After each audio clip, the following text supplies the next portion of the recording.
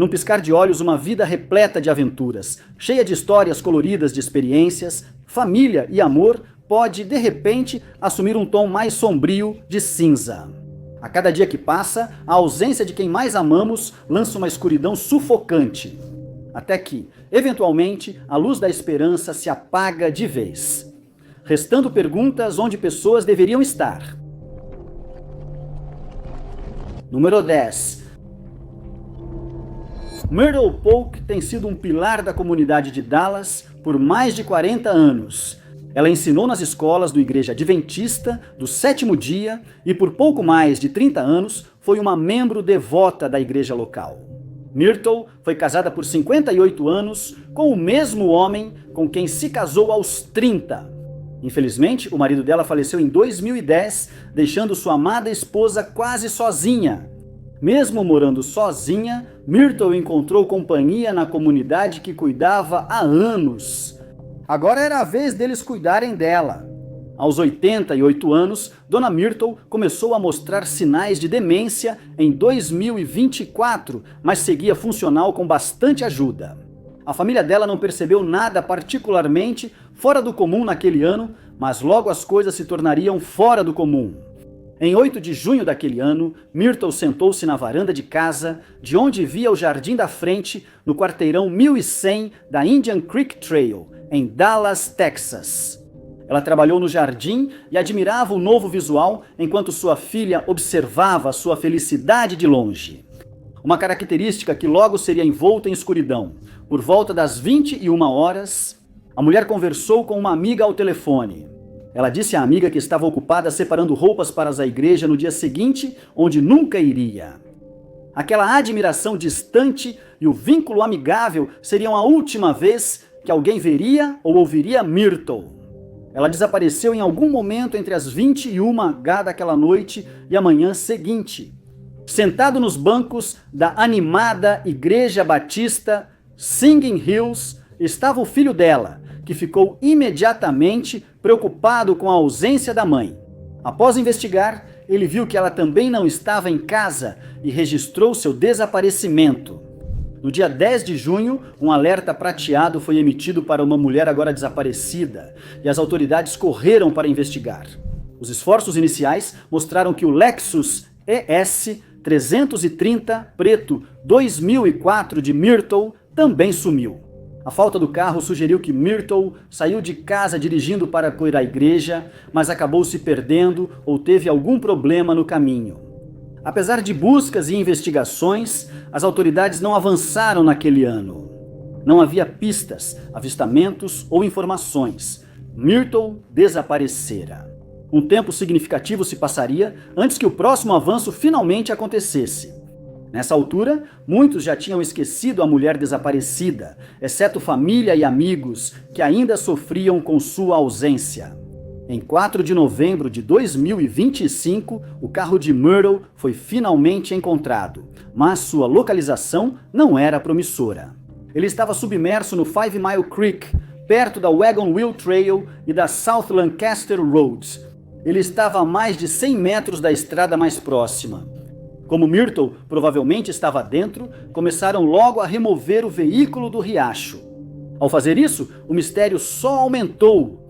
Myrtle não estava dentro do veículo recuperado. Não havia sinal dela dentro ou ao redor da área. Era como se ela tivesse saído do veículo antes que ele caísse na água. Depois, mais buscas começaram com apoio de voluntários e cães. Sem novas pistas, o sumiço de Myrtle permaneceu um mistério bizarro. Número 9. Nem todos tiveram a sorte de Myrtle. Quem achou um grande amor na sua comunidade? Susan Hope certamente não encontrou. Na década de 1970, a mãe de 3 filhos iniciou um divórcio difícil com Raymond. Ela descobriu um segredo sombrio dele envolvendo a babá deles. Para piorar, Susan, que gostava de ser chamada de Sue, sofreu um grave acidente de carro ao sair da estrada, quase perdendo a vida. Para piorar, a casa de Sue também incendiou de forma misteriosa. Em 1979, Sue já estava exausta por todos os infortúnios que a vida lhe ofereceu. Mas seu azar não terminaria aí. Sue, esperando melhorar de vida, foi morar com o novo namorado após conseguir um bom apartamento. Esse namorado era militar e sempre transferido para outros lugares. Eles se escreviam diariamente, mas ainda não era suficiente. Em fevereiro daquele ano, ela também descobriu que falsificaram cheques em sua conta bancária. Supostamente, ela afirmou saber quem estava por trás disso, mas nunca esclareceu quem era essa pessoa. Sue afirmou que iria confrontá-los, mas não sabemos se esse confronto realmente aconteceu porque, pouco tempo depois, ela desapareceu de forma misteriosa. Em 12 de fevereiro, as crianças chegaram em casa e acharam um bilhete da mãe. E orientou que, caso ela não estivesse em casa, fossem à casa de um vizinho. As crianças preferiram ficar e observar a porta inesperadamente. Angustiantemente, a mãe delas nunca mais entraria, mas Raymond sim. Naquela noite, ele foi à casa supostamente para quitar a pensão alimentícia. Só para ver as crianças sozinhas e insinuar que foram deixadas por quem mais as amava. Quando a notícia de que Sue estava desaparecida se espalhou, vários detalhes logo seriam revelados. Os investigadores notaram que a mulher saiu sem roupas extras, algo incomum para quem supostamente abandonou os filhos. Uma vizinha mais tarde ofereceria o próximo detalhe crucial, sugerindo que tinha visto Sue entrar em um veículo azul, descrito como uma caminhonete com capota ou uma van. Às 8h30 daquela manhã, a mulher entrou no carro com um motorista desconhecido, sendo essa a última vez que foi vista com vida. A mãe de 29 anos desapareceu em Bentry, Virgínia Ocidental, sem pistas sobre o que ocorreu. Anos se passariam antes que o nome de Sue voltasse a aparecer na mídia, mas isso não trouxe nenhum suspiro de alívio. Alegaram que restos humanos foram encontrados na base de um penhasco em Kanawha Falls em 2016. A esperança dos investigadores foi renovada, acreditando ter finalmente uma pista após décadas de caso. Após a análise forense, descobriu-se que os restos eram de 6 pessoas diferentes, nenhuma delas Sue. Já se passaram 46 anos desde que Sue Hoop desapareceu sob circunstâncias incomuns e sombrias. O caso dele segue sem solução e sem progresso. Número 8. Foi uma época recordista. As pessoas estavam alcançando grandes feitos, sendo as primeiras a velejar ao redor do globo, fazer viagens transatlânticas e ficar presas no gelo durante expedições a pé. Frank Lentz também queria seu nome nos livros de recordes por uma façanha incomum, ser o primeiro homem a dar a volta ao mundo de bicicleta. Em vez disso, ele se destacaria por outro motivo. Frank, da Pensilvânia, era um ciclista respeitado na comunidade. Alguns achavam que sua jornada planejada era loucura, enquanto outros o aplaudiram quando ele partiu. O ciclista deixou o emprego de contador e marcou a partida para 25 de maio de 1892.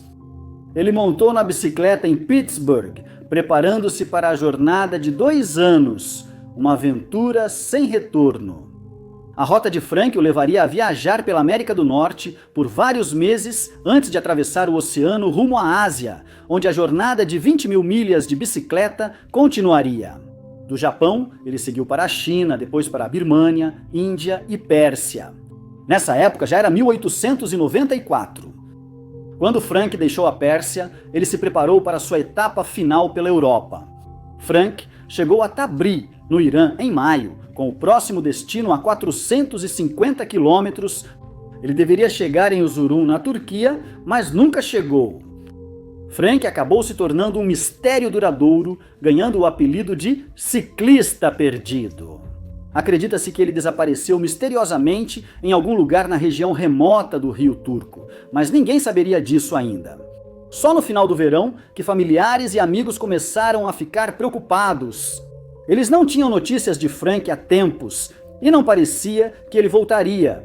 Não havia muito o que fazer. Eles sabiam muito pouco sobre o trajeto dele e não tinham como chegar ao seu último local conhecido. Outro ciclista, William, acompanhava o esforço até certo ponto. Ele foi a Urzura para ver se Frank já havia chegado.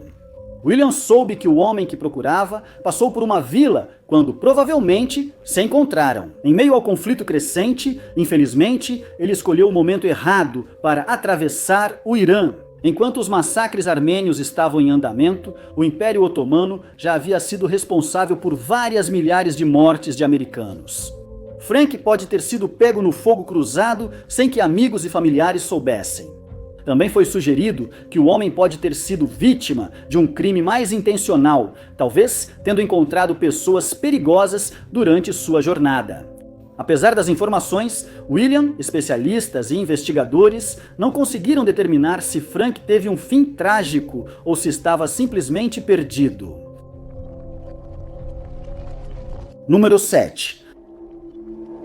Onde está o Doce Jimmy? Essa pergunta tem dominado o mundo do boxe desde 2003, quando a atenção do público foi atraída pelo fato de que ninguém via Jim Robinson, um dos primeiros adversários profissionais de Muhammad Ali, há vários anos. Em fevereiro de 1961, ele surgiu no ringue de boxe em Miami, Flórida, com uma velha bolsa do exército cheia de equipamentos. O jovem não deveria lutar contra Ali e foi um substituto de última hora para o boxeador original. Robinson ainda não sabia, mas logo ficaria famoso por sua derrota de 94 segundos para o futuro tricampeão mundial dos pesos pesados. Ele foi vítima dos golpes poderosos do jovem boxeador, perdendo a luta por nocaute. Ali subiria nas classificações a partir daquele momento, tornando-se o grande boxeador que conhecemos hoje. Mas e quanto a Jimmy? Jim Robinson aparentemente sumiu de vista depois disso, se retirando para as sombras, e só foi notado mais de 40 anos depois. O colecionador de autógrafos Steven Singer foi quem descobriu que o boxeador era um desaparecido. Singer colecionava assinaturas dos 50 adversários de Ali até perceber em 2003 que faltava uma. Os 35 primeiros foram fáceis, os demais levaram meses, mas ele conseguiu todos, menos um. Depois de conversar com jornalistas, repórteres, historiadores do boxe e até contar com a ajuda do antigo treinador de Ali, Angelo Dundee. Logo descobriram que ninguém sabia onde Jim Johnson estava ou onde ele tinha ido parar. Assim, de repente, o mundo parecia implodir. Onde estava o adversário de Muhammad Ali? Parecia que Doce Jimmy nem sequer existia até o momento em que perceberam que ele estava desaparecido. Os entusiastas investigavam o caso, vasculhando registros e fazendo perguntas sem resposta. Nos 6 anos seguintes, a coleção de autógrafos de Singer virou uma das maiores caçadas humanas por alguém que ninguém sabia estar desaparecido. Esses 6 anos foram infrutíferos. Nem Singer, nem quem o ajudou avançou no caso. Ele conversou com conhecidos do passado que não podiam oferecer nada além de hipóteses. Eles sugeriram que talvez Jim tivesse sido tomado pela situação de rua ou que estivesse viajando pelo mundo, aproveitando a vida em algum país pitoresco. Se fosse qualquer uma dessas teorias, a notícia de que as pessoas estavam procurando por Jim nunca chegaria aos ouvidos dele. E nenhum familiar apareceria para responder as perguntas que restaram. Muitas pessoas se lembram de ter visto Jim, mas ninguém parece se recordar da última vez. Hoje, ninguém sabe o que aconteceu com o oponente desaparecido de Muhammad Ali. Número 6. Em 1990, Doreen Marfell, de 34 anos de Johnston, Rhode Island, largou o emprego para se concentrar no casamento com Stephen, que suspeitava que ela estivesse tendo um caso. Doreen desapareceu em 29 de março, no dia em que não ligou para a mãe. Stephen disse que visitou Doreen em um almoço longo de 1 hora naquele dia e voltou para casa às 16 horas. Ela já tinha partido. Ele só comunicou o desaparecimento 2 dias depois, em 31 de março. Stephen disse que uma mala, roupas e $600 sumiram, sugerindo que ela saiu por vontade própria. A polícia notou que o carro, os gatos, bobs de cabelo, escova de dentes e dinheiro da conta conjunta dela ficaram para trás. Os investigadores não acreditavam que ela tivesse saído por conta própria, concentrando-se em Stephen, que admitiu ter contratado um detetive particular devido às suas suspeitas de que ela tivesse vários casos. no entanto, sem provas. O caso só avançou 2 meses depois, quando surgiram 2 notas datilografadas. Uma sugeria que Estevão estava envolvido, alegando que o corpo dela estava em um lago de Providence, mas buscas naquela área não encontraram nada. A segunda nota denunciava Doreen como uma traidora, citando supostos parceiros. Ambas as cartas foram rastreadas até uma máquina de escrever na casa da mãe de Estevão, mas Estevão então se recusou a cooperar e contratou um advogado. Depois disso, o caso esfriou. Estevão faleceu 9 anos depois, sem oferecer nenhum desfecho. Ele nunca foi acusado, e o desaparecimento de Doreen Murphy continua sem solução até hoje. Número 5. Sherry Daugherty tornou-se outro exemplo de um desaparecimento inexplicável. Ela nasceu em julho de 1963 e cresceu em Paradise Valley, Arizona. Aos 28 anos, em 1991, ela morava no nordeste de Phoenix. Ela morava com o namorado no quarteirão 6400 da East Via, Austrália, e ambos ganhavam a vida como podadores de árvores. Embora essa fachada parecesse sugerir uma vida feliz, estava longe disso. Havia algo sombrio pairando dentro da casa. Segundo todos, Sherry mantinha sua personalidade alegre, apesar de tudo o que acontecia internamente. Porém, essa personalidade brilhante foi retirada de cena naquele ano, quando algo estranho dominou Paradise Valley. No dia 29 de março, Sherry saiu de casa rumo ao Paradise Valley Mall. Ela planejava comprar um maiô e pediu dinheiro ao namorado. Ele concordou feliz e ela saiu entrando na escuridão da noite às 20 horas. Nunca mais foi vista. Só alguns dias depois, após várias ligações não atendidas, a família de Sherry começou a se preocupar, só para saber que ela nunca voltou para casa. Após irem ao shopping naquela noite, os parentes começaram a procurá-la por conta própria ao descobrirem que ela tinha ido lá. Eles foram ao estacionamento do local, onde acharam o El Camino verde de Sherry abandonado. Ele havia sido deixado para trás no estacionamento da Target. A família logo notou detalhes estranhos sobre a descoberta. Primeiro, o banco do motorista estava mais recuado do que o que Sherry estava acostumada. Ela media 1,60 metros e a posição indicava que alguém bem mais alto usara o banco. A carteira, bolsa e documentos da mulher desaparecida foram achados em sua casa na East Via, Astraia. Eventualmente, as autoridades ficariam sabendo do desaparecimento repentino de Sherry e interrogariam seu namorado. Ele mencionou a ida repentina ao shopping para comprar um maiô, mas não explicou como a noite chegou até ali. Um maiô não era um item urgente e poderia ter esperado até a manhã seguinte. Quando a polícia investigou mais a fundo, descobriu a escuridão que assombrava a casa. Aconteceu que o casal tinha um histórico de desentendimentos domésticos, com o namorado frequentemente sendo visto como o causador. Os detetives concluíram rapidamente e apontaram Mateus Ecales como principal suspeito. As suspeitas cresceram após testemunhas revelarem algo perturbador. Supostamente, Ecales havia se gabado para várias pessoas de ter cometido o crime perfeito.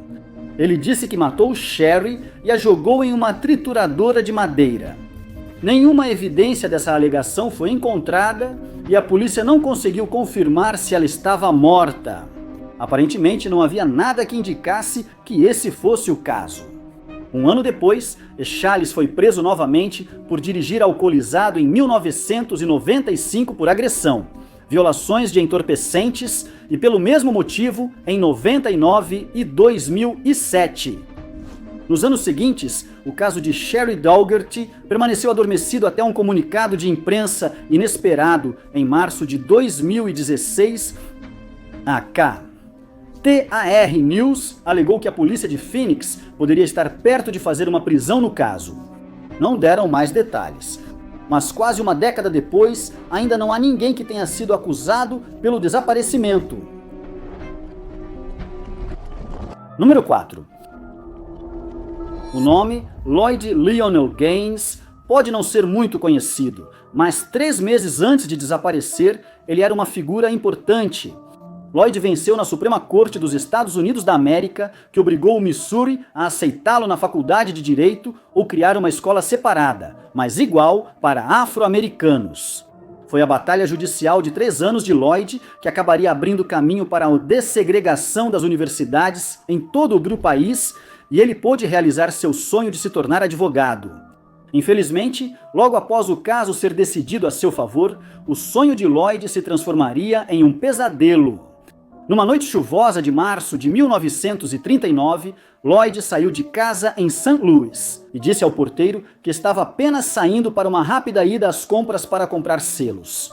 Ele nunca retornou dessa tarefa, nem foi visto ou ouvido. Lloyd era um solitário. Levaria vários dias até que alguém percebesse que ele estava desaparecido, e levaria mais 7 meses até que isso se tornasse público. Jornais de todo o país estampavam sua foto e a legendavam como desaparecido.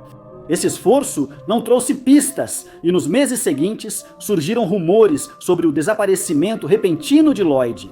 Alguns achavam que ele foi morto por segregacionistas, enquanto outros diziam que ele fugiu e vivia em outro lugar.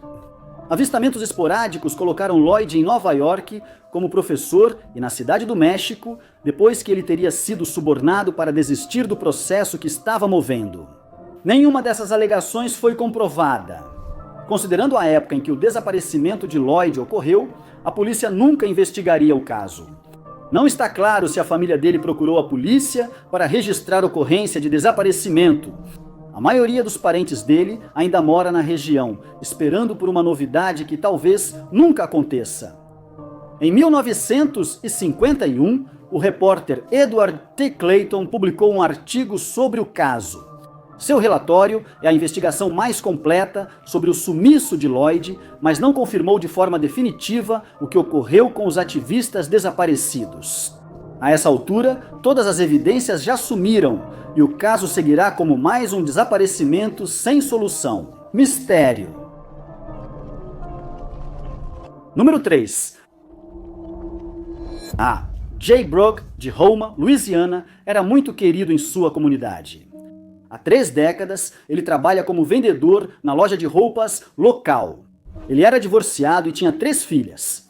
A Jota também teve alguns incidentes infelizes, especialmente relacionados ao álcool. Depois de chegar ao seu limite, em 1983, ele decidiu que já era o bastante. O homem procurou ajuda e em 1991 já estava sóbrio há 8 anos. Tendo aprendido com seus erros, o homem de 50 anos fazia questão de ajudar outras pessoas que sofriam do mesmo problema. Ele seria nomeado secretário das reuniões locais dos Alcoólicos Anônimos, na esperança de ajudar a mudar a vida de outras pessoas que estavam no caminho de sofrer o mesmo destino. Os esforços de AJ cessaram em agosto, quando ele desapareceu misteriosamente, sem deixar pistas sobre seu destino. No dia 28, ele saiu de uma reunião dos Alcoólicos Anônimos e foi até uma loja de conveniência comprar leite. Ele deixou seu Ford Tempo no estacionamento do Parque Jim Bowie, onde ocorriam as reuniões. Não se sabe se AJ entrou na loja ou fez alguma compra. Não se sabe se ele sumiu antes ou depois de entrar no local. Na época, AJ morava com uma filha e, ao não voltar naquela noite, ela o registrou como desaparecido no dia seguinte. Os investigadores só encontraram o Tempo abandonado do outro lado do clube Easy Does It após um dia inteiro. O veículo estava trancado e muitos pertences pessoais foram deixados dentro, como carteira, talão de cheques e uma bolsa com $165. Haviam sumido as chaves do carro e uma caixa de leite. O tanque de gasolina estava vazio, embora ele tivesse abastecido algumas horas antes. A notícia do desaparecimento do cidadão exemplar de Roma se espalhou rapidamente pela comunidade e logo surgiram relatos esporádicos de avistamentos. Em 30 de agosto, quando o veículo foi achado, o amigo Kenneth Pellegrin sugeriu ter encontrado AJ. Ele disse que o homem desaparecido usava um telefone público fora de uma loja. Kenneth o descreveu como desleixado e não sendo seu eu extrovertido de sempre. Ele também percebeu que AJ estava sendo observado por 3 homens em um carro compacto vermelho. O amigo também achou sua roupa estranha e fora do comum. Ele usava uma camisa de flanela, calças largas e tênis velhos que não pareciam ser dele. A Jota vestia camisa social branca e gravata na noite em que desapareceu. Após entrar e sair da loja, Kenneth veria seu amigo e o carro vermelho sumidos. Mais tarde naquele dia, outro conhecido teria avistado a Jota e o carro vermelho ameaçador. Ele estava viajando por uma estrada rural a 8 milhas de Omo. O próximo relato de testemunha ocular traria informações ainda mais sinistras. Ele teria visto 3 homens forçando um desconhecido a entrar em um carro branco no Parque Jim Bowie, no mesmo local onde o tempo foi encontrado. O caso tomou outro rumo quando uma nota chegou à delegacia dizendo que a Jota estava bêbado na noite do sumiço e sofreu um ferimento auto-infligido no estômago. A nota dizia que ele foi colocado em um saco de algodão e rolado na margem do baiú, perto da represa. A represa mencionada ficava perto do parque e os detetives iniciaram uma busca extensa, mas não acharam nada e concluíram que a carta era só uma brincadeira de mau gosto. O próximo possível avistamento do homem desaparecido ocorreu em 24 de setembro. Uma moradora de Lockport, Christy Boudreau, viu uma van parar perto da casa dela. Um homem desleixado saiu cambaleando, aparentemente cheirando a álcool. O homem se aproximou e ofereceu um saco de peixe congelado. Ela recusou e ele foi embora. Christy achou que ele parecia familiar, talvez fosse o Ajeta. Depois que ela viu uma foto antiga do AJ dos tempos em que ele bebia. Ela tinha certeza de que o homem que viu era quem procuravam. Apesar dos avistamentos, AJ seguia desaparecido, os veículos não foram encontrados e os homens misteriosos não foram identificados. Número 2. O Parque Nacional New River Gorge possui um rio de águas brancas que atravessa cânions profundos do desfiladeiro. Apesar do nome, o rio New River é um dos mais antigos do continente.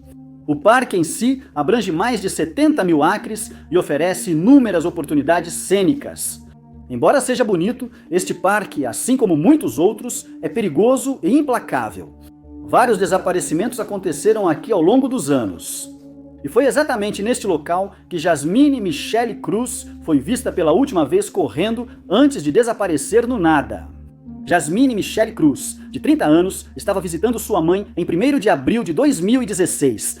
A residência estava no quarteirão 1100 da Boonesboro Road, em Deepwater, West Virginia, a 40 quilômetros do Parque Nacional New River Gorge. Naquele dia, a visita amigável entre mãe e filha logo virou discussão na casa.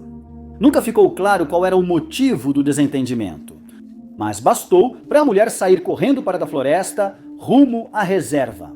Seria a última vez que alguém veria ou ouviria Jasmine. Após o desaparecimento da mulher ser comunicado à polícia, eles investigaram, mas logo concluíram que nada estava fora do comum. Neste caso, Jasmine era uma adulta e tinha o direito de sair quando quisesse. Por causa dessa ideia, as autoridades decidiram não registrar o caso dela como desaparecida ou em perigo. Mas em maio, ainda sem nenhum sinal dela, a polícia decidiu que uma investigação mais aprofundada era necessária. Eles então começaram a investigar o caso, considerando a possibilidade de um crime estar envolvido. Em 18 de maio, delegados do condado de Fayette buscaram Jasmine nas margens do rio e casas próximas ao local onde ela foi vista pela última vez.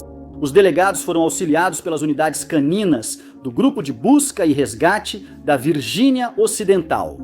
Apesar da busca minuciosa, nenhuma pista indicou o paradeiro ou destino da mulher desaparecida. Observou-se que Jasmine não apresenta condições que a tornem uma ameaça para si ou para outros.